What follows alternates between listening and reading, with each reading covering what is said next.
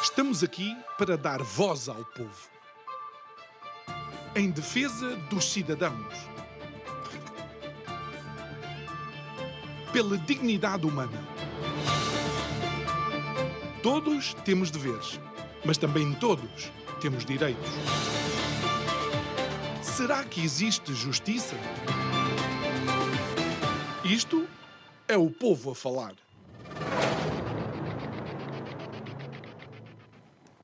Olá, muito boa noite e bem-vindos a mais um Isto é o Povo a Falar. A corrupção, infelizmente, em Portugal continua a fazer as primeiras páginas de muitas daquelas que são as folhas da comunicação social e a abertura também de muitos telejornais e telediários daquilo que é a realidade portuguesa. Mas há sempre na sociedade civil quem decida combater a corrupção apontando,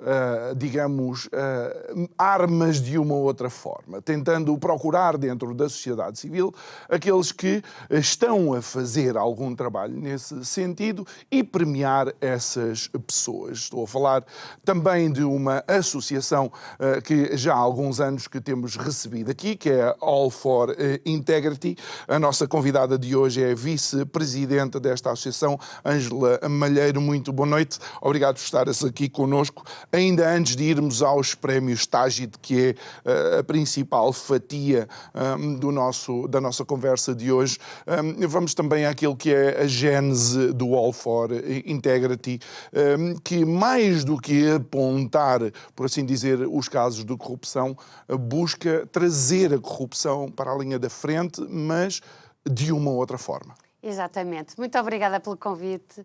É sempre uma honra vir aqui a Curiacos falar de um tema que, como disseste muito bem, está instalada na sociedade portuguesa.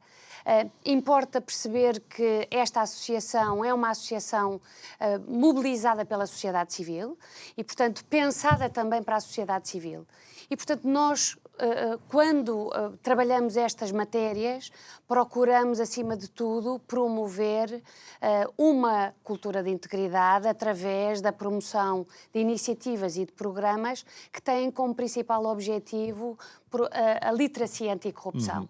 Mais do que trabalhar estas temáticas de forma inflamada, falar do caso A, do caso B, interessa-nos muito mais promover esta literacia junto da sociedade, e isso vem também reforçar, por exemplo, o último estudo da Fundação Francisco Manuel dos Santos, o Barómetro da Corrupção, por exemplo, que leva-nos a concluir que uma parte significativa das pessoas inquiridas não sabe o que é corrupção. O que é que significa na prática? Confunde conceitos. E, portanto, nós estamos em muitas áreas e procuramos, acima de tudo, esta dimensão da literacia anticorrupção. E com isto nasce, então, os prémios Tágide, que já vão para a sua quarta edição. Porquê os prémios, por assim dizer, sendo que... Quando pensamos no combate à corrupção, poderíamos pensar, vamos premiar como é que se diz, o detetive ou investigador da PJ que prendeu alguém, ou o juiz que liderou um determinado processo. Não, vocês têm um approach diferente. Completamente diferente. Quando nós utilizamos o nome chavão, o nome-chave do prémio é Prémio Tágide, mas ele tem um outro chapéu que diz pessoas que nos inspiram no combate à corrupção. E, portanto, este prémio pretende, acima de tudo, em diferentes categorias, identificar, premiar, mas celebrar essas pessoas inspiradoras que nos seus trabalhos, sejam eles quais forem, seja na escola, seja no tribunal, seja numa dimensão legal de investigação, têm feito um trabalho, têm mobilizado a população e a sociedade civil em torno desse trabalho e, portanto, no fundo, os prémios querem, acima de tudo, identificar, não são todos premiados, mas quando nós chegamos a um conjunto de 42 pessoas que estão, por exemplo, na composição do júri, quando temos 32 selecionados, quando temos 21 finalistas, estamos a dar já um ecrã ao trabalho que estas pessoas estão a fazer em áreas muito diferentes. Claro que não vão ser todas vencedoras, mas acima de tudo esta dimensão de premiar e de identificar pessoas que são inspiradoras. Porque essa questão de ser uma inspiração pode ter um efeito contágio, de nos levar a conhecer mais profundamente o trabalho que essas pessoas estão a desenvolver. E quem sabe, podermos também criar lastro noutras dimensões, noutras áreas de trabalho, de investigação, o que seja. E, olha, portanto, é mais por esse caminho. Vamos tentar fazer aqui uma pequena viagem no tempo, porque mencionaste agora o número de júris, por exemplo, que vocês têm da primeira celebração dos prémios Tágitos para agora, tornou-se mais fácil, por assim dizer, o trabalho que vocês estão a desenvolver cria aquela coerência para com a sociedade civil que permite convidar as pessoas e ter a participação das mesmas? Há uma coerência na estrutura, isto é, se nós olharmos, e está disponível para quem quiser eventualmente até fazer um estudo sobre a evolução do Prémio Tágitos, em termos de regulamento não tem havido grandes alterações. E, portanto, a estrutura mantém-se basicamente a mesma. Temos 6 categorias, desde a terceira edição temos mais uma, desde a segunda edição temos a iniciativa local, temos na composição do júri, mantém-se a ideia de termos em cada categoria um corpo de jurados composto por 7 elementos, isso mantém-se. O que é que vai variando? Vai variando a adesão da sociedade civil e, portanto, aqui no back-office nosso há um trabalho, uma mobilização muito grande em torno da divulgação do Prémio Tágitos.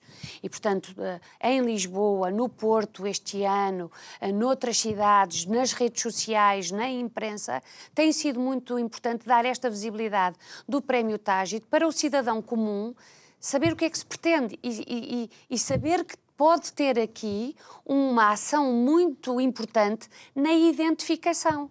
Claro que tem havido nestas 4 edições um fenómeno muito interessante.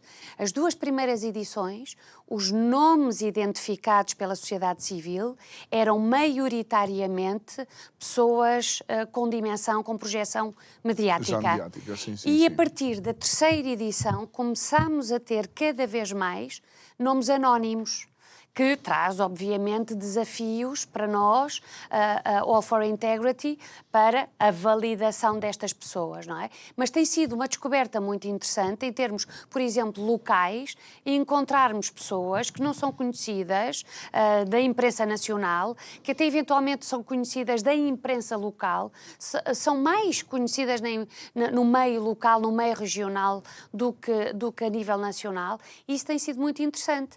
Portanto, nós temos, desde a terceira edição, temos 2 novas categorias, Portugal no Mundo. Esse foi um desejo também dos nossos associados que, querendo participar no Prémio Tágitos e por estarem fora de Portugal há muito tempo, não conseguiam identificar, mas conheciam portugueses fora da fronteira portuguesa a fazer um trabalho de promoção da cultura de integridade. E temos também a iniciativa local, não é? Para dar esta visibilidade mais focada numa determinada área, numa determinada região do país.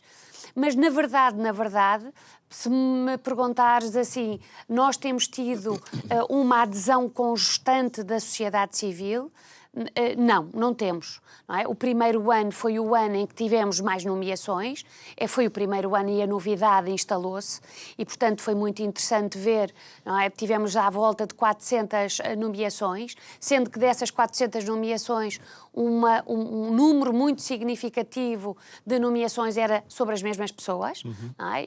Portanto, e eram sobre as pessoas com uma dimensão mais mediática, Joana Marques Vidal, Maria José José Morgado e muitos outros. Portanto, andou ali muito à volta dos mesmos nomes. Na segunda edição já começámos a ter outros nomes conhecidos, mas menos mediáticos, e a partir da terceira edição vamos tendo cada vez mais nomes anónimos, diria eu. Não achas que isto até pode ser interessante no seguinte sentido? Algumas dessas nomeações da primeira e da segunda edição são pessoas que já conhecem a realidade, já trabalharam na realidade do combate à corrupção, algumas com êxito, outras sem êxito, porque estas coisas não acontecem de facto só porque desejamos o bem para todos. E aqui, de facto, deixo uma menção especial à antiga Procuradora-Geral da República, Joana Marques Vidal, que nos deixou há pouco tempo e que era, de facto, uma referência e uma das primeiras vencedoras do prémio. Mas, para o foco começar a ser, de facto, em pessoas que, embora não tenham nome, têm a presença, têm a atividade e estão mais próximos, se calhar, daqueles que os nomeiam, sendo os cidadãos. Sim, e acima de tudo, o papel importante que estas pessoas que são nomeadas, mesmo que não cheguem à fase de serem finalistas, a oportunidade que o prémio dá de dar a conhecer à sociedade civil o trabalho que estão a desenvolver. E isso é muito importante. Num país ainda muito marcado culturalmente por uma certa inveja laboral, pela visibilidade que alguém possa ter, pelo sucesso que possa ter numa determinada área, é preciso desconstruir isto. É preciso desconstruir isto. E há pouco, quando eu falava da literacia anticorrupção, não é só fazer chegar estes prémios, a rede de escolas e outras iniciativas, quase como se fosse um espetáculo a acontecer permanentemente. Mais importante do que isto é dar esta visibilidade a estas pessoas que são uma inspiração, podem inspirar outras, não é? E, sobretudo, quando eu falo aqui da inspiração, não é de um ponto de vista romântico, cor-de-rosa, é levar as pessoas a tentar conhecer o que efetivamente está a ser posto em prática. O que é que aquela empresa está a fazer diferente na minha empresa? Levar as pessoas ao diálogo. Por exemplo, nós vamos ter brevemente uma experiência na Gulbenkian, onde vamos ter duas pessoas de áreas muito diferentes que vão falar sobretudo desta dimensão da prática, da transparência nas suas áreas, quer pela via do estudo, da investigação, quer do ponto de vista da prática empresarial, que é muito importante. Como nós sabemos, as pessoas podem ser, as lideranças podem ser muito íntegras, podem ser muito transparentes, mas se a organização não tiver ela própria processos transparentes, não é? Pode ser, um problema.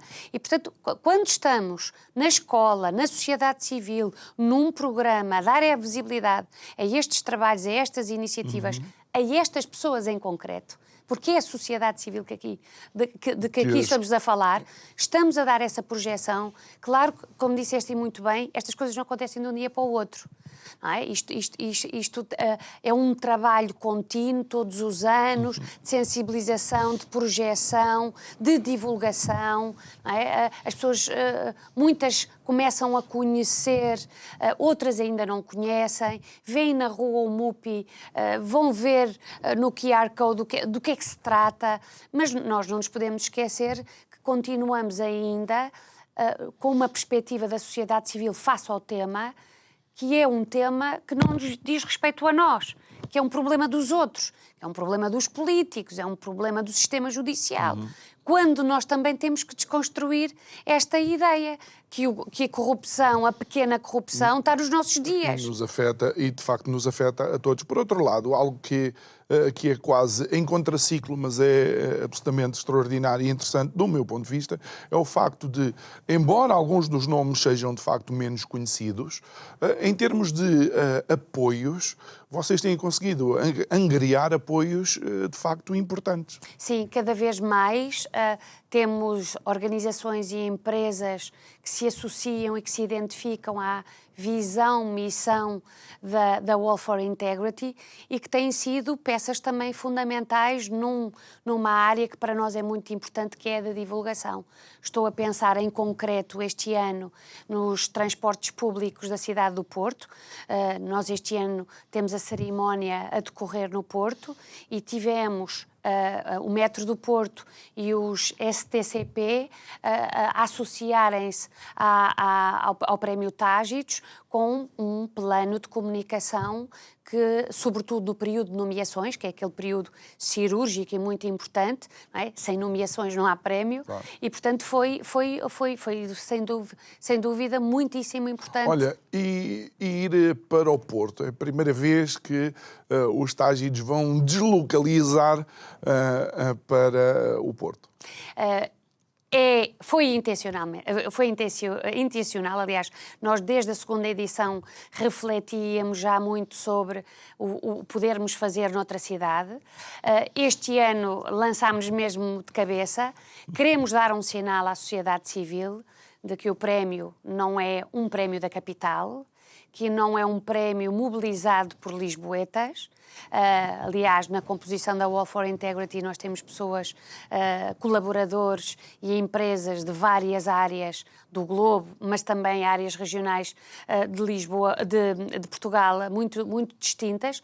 E, portanto, queremos, por um lado, dar esse sinal de mobilização de Portugal, do seu todo, não é? E, portanto, fomos para a segunda grande cidade do país, mas também, ao desmobilizarmos a cerimónia para a cidade do Porto, estamos a fazer também uma operação de charme, entre aspas, dando visibilidade e dando projeção a outros públicos, a públicos académicos do Porto, artísticos, empresariais, porque é muito importante também, lá está, ganharmos lastro, darmos-nos a conhecer, dar a conhecer o trabalho e a missão da Wall for Integrity para além do Prémio Tágitos, porque isso vai, lá está, o efeito contágio que para nós também é muito importante. Até porque a corrupção não se dá só na capital, nem deve ser combatida única e exclusivamente na capital. Olha, Ângela, podemos passar aqui por algumas das categorias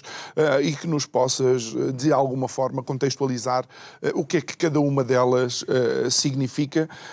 Começamos, obviamente, pela iniciativa empresarial. A iniciativa empresarial tem sempre esta perspectiva de projetos empresariais que podem ser liderados e projetados por uma pessoa ou um conjunto de pessoas, portanto, de uma organização ou de uma empresa, e por isso é que nós temos, desde o ano passado, abrimos não só ao indivíduo, ao cidadão, líder de uma determinada empresa, mas a própria cultura da empresa, e por isso é que nós temos nas nomeações nomes individuais, mas também temos organizações, para lá das empresas, portanto, entender aqui o conceito da empresa de uma forma mais lata, a organização.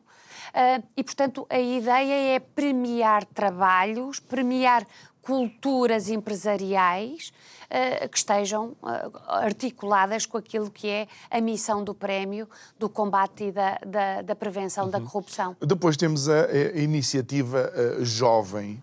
E na iniciativa jovem, permite-me só mencionar aqui dois nomes, porque são convidados que aqui vêm com alguma regularidade, que é o Francisco Camacho e o Francisco Cordeiro de Araújo dos 230. E, de facto, quão importante é ter os jovens a ter noção do quanto a corrupção afeta o desenvolvimento. Essa foi sempre, eu diria, uma das muitas, mas uma das grandes preocupações da Wall for Integrity, envolver todas as faixas etárias e, em particular, envolver os mais jovens.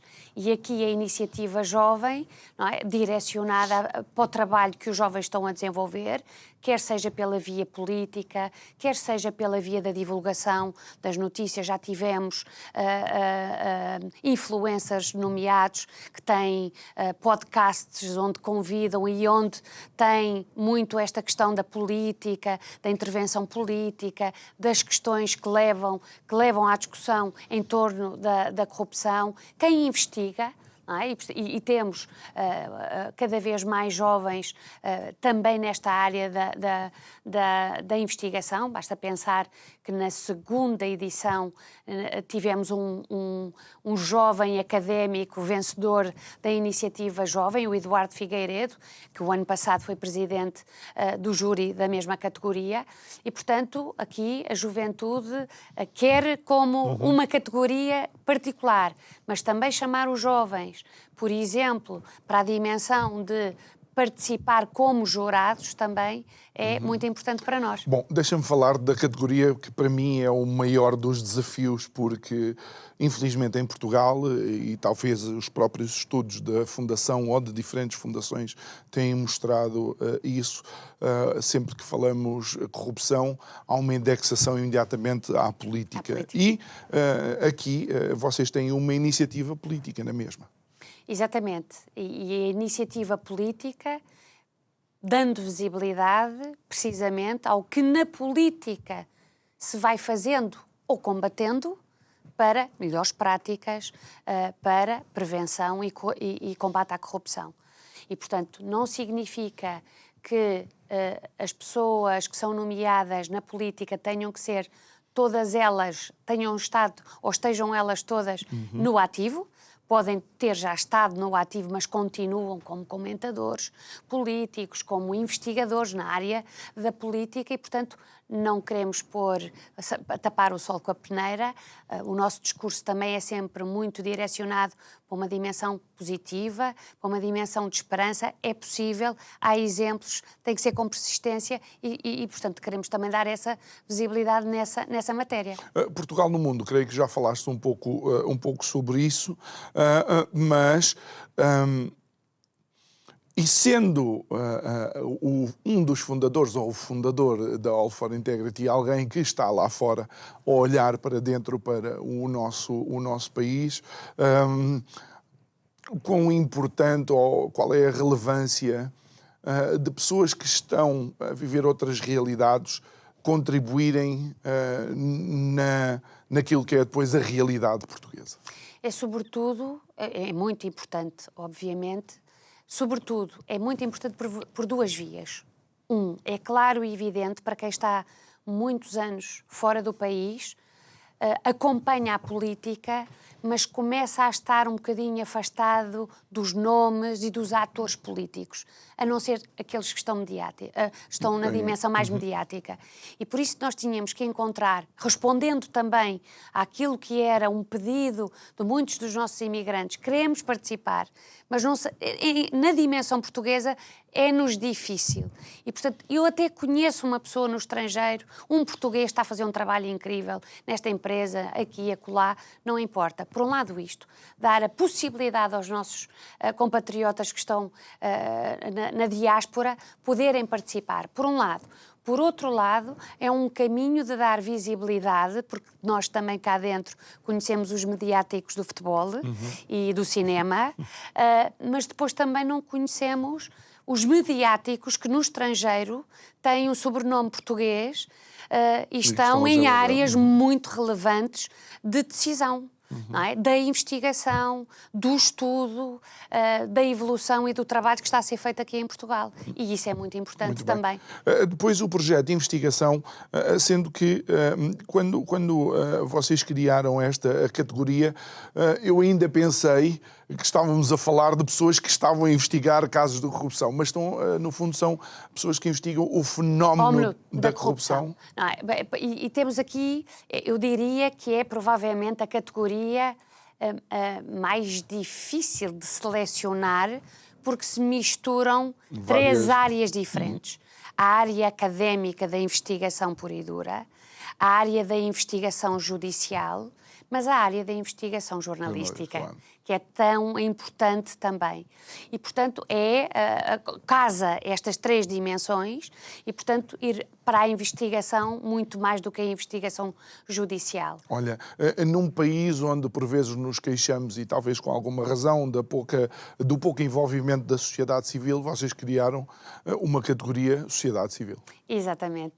E precisamente muito direcionado para dar essa visibilidade ao anónimo, ao anónimo que tem um trabalho muito específico, que tem um blog que denuncia isto, aquilo e o outro, ou que tem uma ação jornalística num jornal local, mas que tem ação, mobiliza outros, e portanto a sociedade civil, para lá do local, não é sobretudo trabalhos mais específicos de pessoas anónimas, menos mediáticas, e que são relevantes e que podem ser também eles inspiradores. Muito bem. Por outro lado, o fenómeno corruptivo ganha dimensões diferentes, muitas vezes em locais, em sítios, culturas diferentes, e vocês criaram aqui a iniciativa local. Com que sentido? A iniciativa local, nós quisemos também ir afunilando, para não criarmos aquela ideia de que os nomes são sempre nomes que ocupam cargos importantes, que estão em empresas ou em centros de decisão. E temos uma iniciativa local, que as pessoas até podem ser conhecidas, mas que dão localmente a visibilidade do problema, ou são elas promotoras da solução. E que pode, aquele caso, naquela terra, naquela freguesia ou naquele município, podem ser inspiradores para outros municípios fazerem o mesmo. Muito bem. Alexandra, a cerimónia de entrega dos prémios vai ter lugar no dia 16 de dezembro, na Fundação Serralves, às 17h30. Está aberto ao público? Como é que funciona? Tem que se inscrever? Tem que se inscrever, portanto as inscrições estão ainda a decorrer durante esta semana. Sobretudo a cerimónia é muito mais direcionada para quem acompanhou os selecionados, todas as pessoas nomeadas, os selecionados, os finalistas, os parceiros. Claro que, obviamente, quem estiver interessado pode participar por inscrição, envia um e-mail para o prémio @allforintegrity.org até o final desta semana, porque senão os 250 lugares do auditório não chegam, mas acima de tudo... O que é um bom problema. Claro, é um bom problema, mas acima de tudo depois faremos também, com o apoio da imprensa, das redes sociais, também dar a projeção, claro está, de quem venceu nestas diferentes categorias. Muito bem, então fica aqui o desafio, inscreva-se para poder participar nesta cerimónia de entrega dos prémios TAGI deste ano de 2024, mais uma vez, dia 16 de dezembro, na Fundação Serralves, no Porto, às 17h30, mas só tem até ao final desta semana para fazer a sua inscrição online.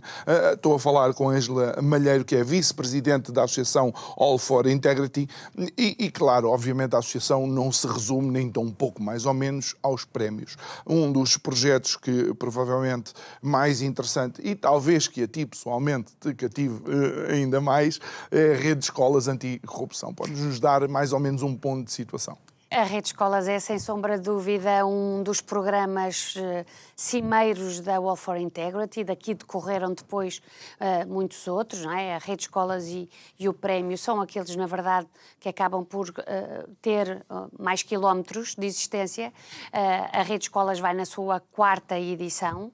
É um programa de literacia anticorrupção que é levado às escolas numa lógica de formação no âmbito da educação para a cidadania e, acima de tudo, é promover junto aos mais jovens, desde o 7º ano até ao 12º ano, um programa que leva os alunos e que levam os professores e a comunidade educativa em geral a trabalharem os conceitos dentro de uma narrativa que nós criamos, que é sempre uma narrativa positiva, uma narrativa de formação, não é de valorizar e de dar visibilidade, ainda mais visibilidade aos casos negativos, é, acima de tudo, esta literacia ao nível da taxonomia, dos agentes, da mobilização, de conhecer de perto, e tem sido uma alegria muito grande. Estamos este ano com 62 escolas, em 4 continentes, 6 países, todos eles a falarem em língua portuguesa, que é sempre também muito importante, e acima de tudo tem sido muito interessante ao longo destes 4 anos, durante os quais envolvemos já perto de 10.000 alunos, 200 professores, tem sido muito interessante ver como um programa definido, a partir de um grupo pequeno, está a ser implementado em diferentes escolas, sejam elas de ensino regular, profissional, público, privado, e o produto final que as escolas fazem ao longo do ano, e a preocupação que nós temos, obviamente, não é só da projeção e do número, nós queremos também perceber, e estamos a trabalhar nisso, o impacto que a rede de escola está a ter, sobretudo nos alunos, e por isso é que estamos a fazer um programa de monitorização e avaliação para medir o impacto. O fantástico é que respondes a quase tudo de uma só vez e eu já não sei o que é que hei de perguntar, mas antes, por uma questão de transparência, quero pedir desculpa, porque a produção diz que eu chamei de Alexandra Malheiro. Não há problema. E então é Ângela, peço desculpa. Não tem Olha, o que é que te tem surpreendido mais na questão da rede de escolas? É a internacionalização ou é, por exemplo, não existir uma escola padrão que seja a que vocês dizem, não, a nós só se juntam escolas públicas ou escolas privadas ou liceus? São várias coisas que têm acontecido ao longo destas quatro edições. Por um lado, esta dimensão de que há um interesse muito grande por parte dos professores. Foi difícil no primeiro ano entrar nas escolas, é um tema improvável nas escolas, mas a partir do primeiro ano foi como cogumelos, como eu costumo dizer. A noção que a comunidade educativa, na pessoa dos professores e dos diretores, vê da utilidade das diferentes competências que se podem trabalhar em torno desta temática. E muito desta temática a partir do eu, do local para o geral, para o nacional e para o internacional, e desconstruir muito esta ideia que nós temos, portugueses, que é um problema dos outros e que não é um problema nosso. Por um lado isto, o caminho que se está a fazer nesta literacia anticorrupção, que toca alunos, que toca professores, diretores e encarregados de educação e todo o espaço envolvente da escola e organizações com quem a escola lida. Por um lado isto, por outro lado, a internacionalização. Isto significa que é um problema global. E que, independentemente se estamos em Macau, Angola, Moçambique, Brasil, França, Suíça, Irlanda do Norte, é um tema que a escola considera que é oportuno falar. E, acima de tudo, a capacidade que as escolas têm de fazer múltiplas abordagens práticas a partir de uma narrativa pedagógica que tem 5 fases. E a partir dessas 5 fases, este programa acaba por ser muito maleável, ou seja, adaptável à realidade das escolas. Imagina que aqui algum diretor de agrupamento nos esteja a ouvir, e significa que a rede escolas tem preparada toda a matéria e tem, digamos, todo o material de apoio à disposição da escola? Exatamente. Todos os anos, quando nós lançamos o programa da rede de escolas e sabendo o funcionamento das escolas, nós lançamos o programa não em setembro, mas em julho, terminadas as aulas, começam os trabalhos preparatórios do próximo ano letivo, nós lançamos logo nessa altura e lançamos para as escolas, para os municípios, para as bibliotecas, onde há jovens, onde há professores e onde possa ser implementado o programa, nós divulgamos nesses meios o programa, em setembro voltamos a fazê-lo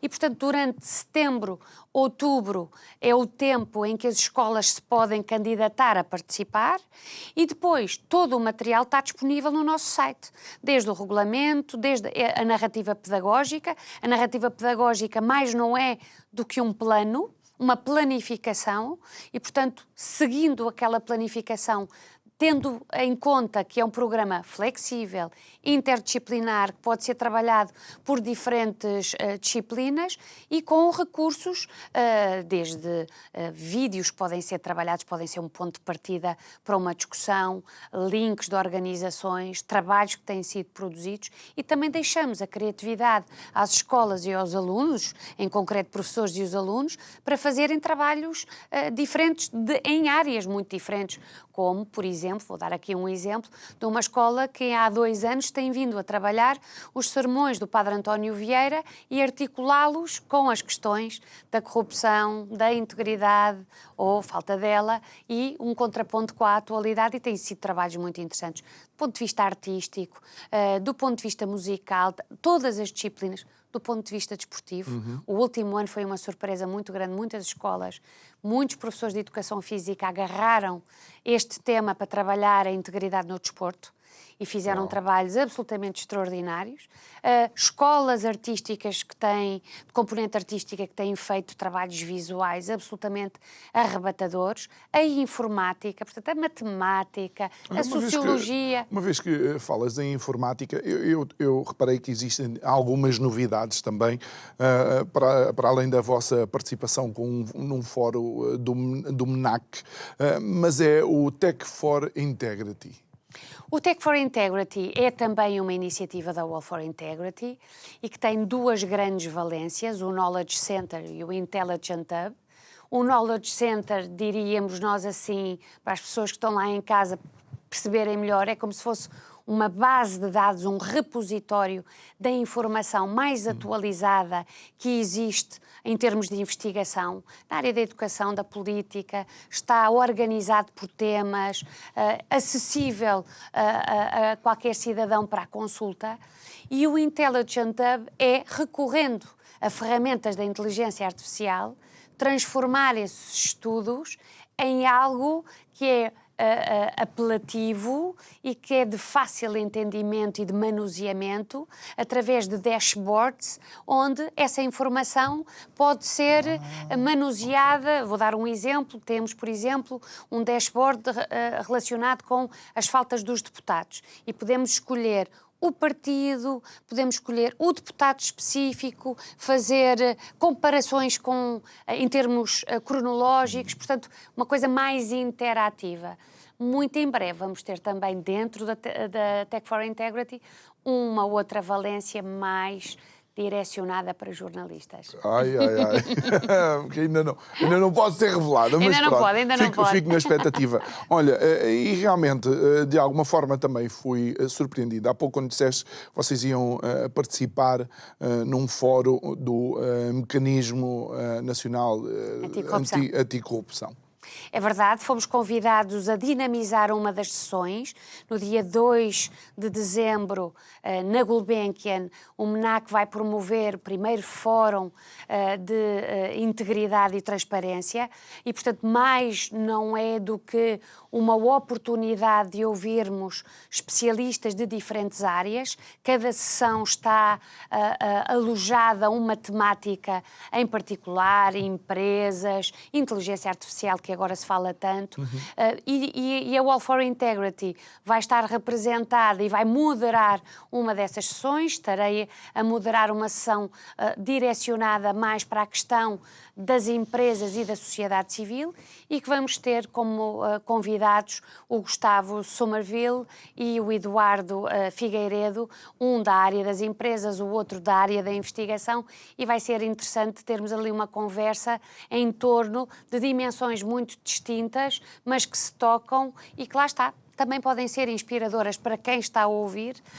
se querer saber mais e ter boas práticas, porque é disso que também estamos a falar. Muito bem. Ângela, relativamente a participações, eu creio que também foste convidada ou, através da associação, recebeste o convite para participar no dia 21, creio eu, no Observatório para a Economia, Gestão e Fraude, não é? Exatamente, na OBGF, no dia 21, portanto, esta quinta-feira. O aniversário da OBGF é um belíssimo pretexto para relembrar, por um lado, a obra de um grande investigador, o professor Carlos Pimenta, que também foi um dos nomeados para o Prémio Tágitos na 2ª edição e que já faleceu, e que dá o nome a um prémio que a OBGF promoveu e, portanto, o dia da OBGF vai ser, acima de tudo, para dar visibilidade aos trabalhos que venceram esse prémio, e vou estar na condição de representante da Wall for Integrity, mais uma vez para falar do papel importante que a sociedade civil tem de mobilização e com uma tónica, como é óbvio, muito centrada no professor Carlos Pimenta, que teve aqui um contributo muito importante também para dar visibilidade às questões da fraude e do combate à fraude. Muito bem. Não é que eu te queira retirar da atitude positiva, mas não sentes, por vezes, é uma montanha difícil de subir? Por exemplo, todo este trabalho que vocês estão a fazer, os nomeados estão a desenvolver, e hoje ou ontem abrimos os jornais e vemos que, por exemplo, o caso José Sócrates já não é urgente para a Justiça. Ou seja, por um lado, vocês a dar passos em frente e, por outro, aquilo que nós vemos em grandes letras é que a culpa fica solteira, aparentemente. É a prova de que organizações como a Wall for Integrity, entre muitas outras, precisam de existir. E tem muito caminho pela frente. E esse caminho pela frente tem que mobilizar não é só as pessoas a título individual, mas os organismos públicos e privados. E, portanto, há um longo caminho para fazer com a justiça, há um longo caminho para fazer o diálogo com organismos públicos com dimensão de decisão. Há pouco falavas do MENAC, Mecanismo Nacional de Combate à Corrupção, um organismo público, com o qual nós fizemos uma parceria. Isto é um bom sinal, para já, é um sinal que nós estamos a dar à sociedade, que nós não somos uns rebeldes de costas viradas para os atores políticos e os atores de decisão, por um lado. E, por outro lado, o caminho faz-se com o diálogo. E com o diálogo com todos os atores. É amanhã que se vai resolver isto. É daqui a 10 anos, é daqui a 20 anos ou 50. Não tenhamos ilusão. A corrupção não vai desaparecer. Temos é que criar mecanismos e formas mais transparentes em todas as dimensões da vida portuguesa para que o cidadão comum tenha não a percepção como vem nos estudos, com todas as críticas que se possam fazer às percepções e os efeitos psicológicos que as percepções possam ter, mas que essas percepções mudem, porque temos que deixar de ter uma percepção, 91%, e isto são dados do Eurobarómetro, 91% dos portugueses percepcionam que a corrupção existe no setor político e que 90% dos portugueses percepcionam que a corrupção existe e que o problema maior está no meio local, nos organismos públicos locais. E, portanto, temos que começar a trabalhar todos, e este é um trabalho que se faz nas escolas, na literacia.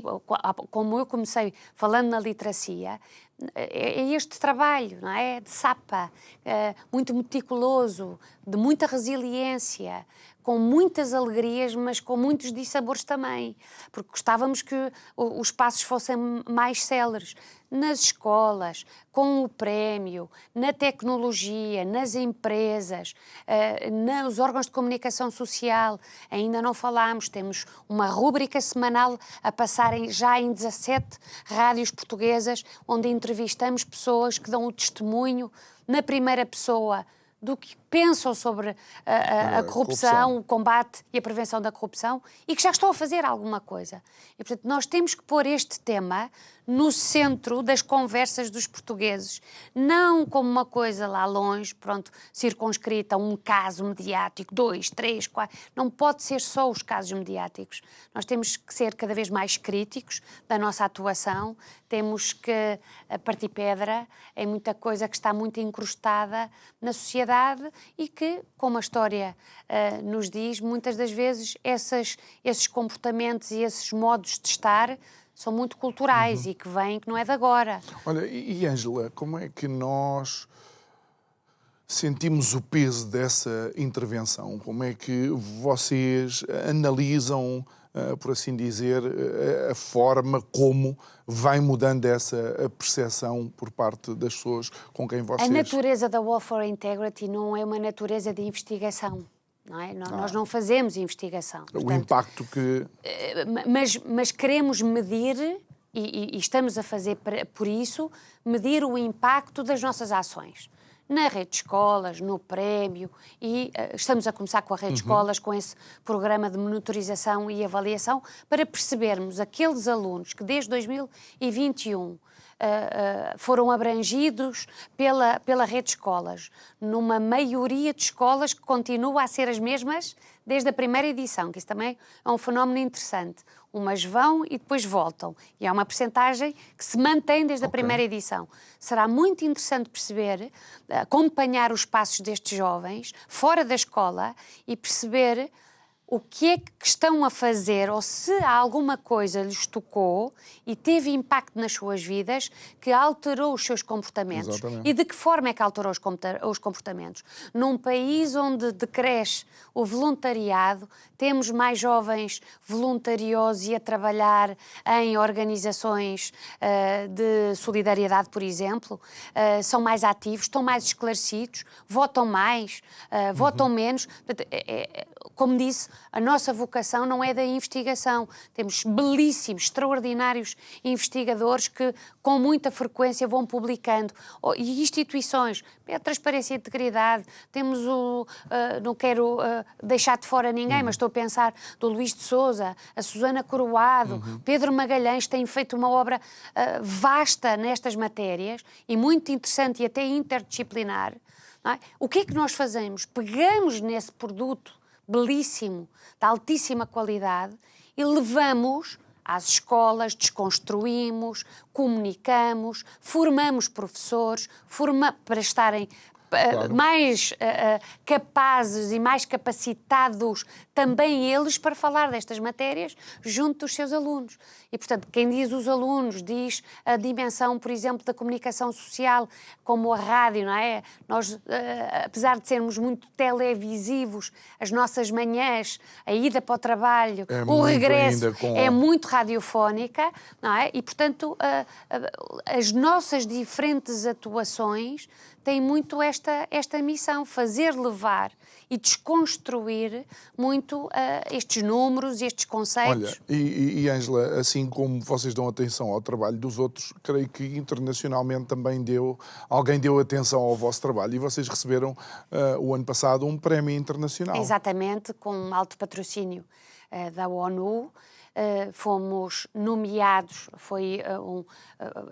fomos identificados sobretudo pelo trabalho que estamos a fazer com as escolas, vê o olho em alguém o trabalho que estamos a fazer nas escolas, portanto estávamos no início da terceira edição, e valeu-nos esse prémio internacional, e com o prémio internacional uma visibilidade maior na ONU, que tem estado muito atenta ao trabalho que estamos a fazer, porque suscita muita curiosidade às organizações, como é que nós estamos a fazer sem estarmos na escola.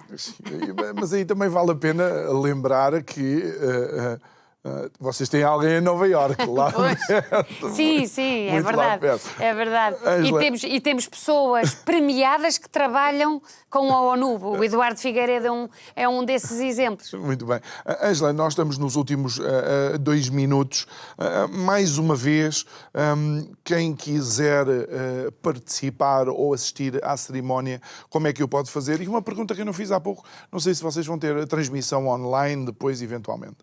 Transmissão online não vamos ter, a questão do RGPD e da transmissão de imagens no nosso, enfim, na União Europeia tem uma legislação muito específica e, portanto, não vamos ter a transmissão online, mas no próprio dia vamos, logo que acaba a cerimónia, os que não podem assistir presencialmente saberão quem são os vencedores e depois, a partir daí, também daremos visibilidade e os órgãos de comunicação social certamente darão visibilidade aos vencedores. Para quem quiser participar, nós já temos poucos lugares vagos, mas quem quiser participar pode mostrar essa intenção escrevendo para o nosso e-mail prémio@ allforintegrity.org, mostrando essa intenção de querer participar. Nós respondemos, dizendo se ainda há vagas ou não, mas estão abertas essas possibilidades. Quem for do Porto...